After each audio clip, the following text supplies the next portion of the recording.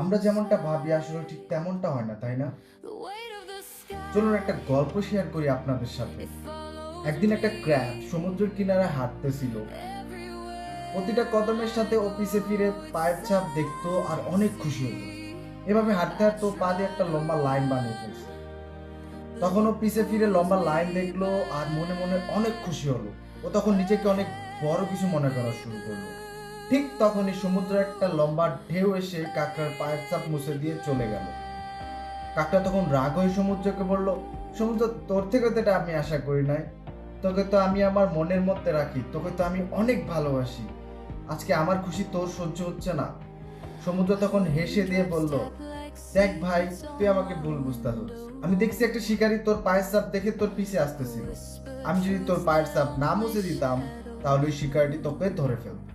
আমাদের আসল জীবনে এমন অনেকবার হয়ে আসতেছে, আমরা যখন মনে করি ও আমার সাথে ভুল করছে, ও আমাকে অপমান করছে, আমরা তখন পুরো সত্যিটা না জেনে ওই সম্পর্কটা সারা জীবনের জন্য শেষ করে দিই। দুনিয়াতে 90%-এর বেশি সম্পর্ক শুধু ভুল বোঝাবুঝির মাধ্যমে শেষ হয়ে যায়। মোরাল অফ দ্য স্টোরি, আমাদের জীবনে এমন অনেকবার হয়, যা হয় আমরা তা দেখি না, আর যা দেখি তা হয় না। তাই যে কোনো ডিসিশন নেওয়ার আগে একবার নয় 100 বার ভেবে দেখা উচিত।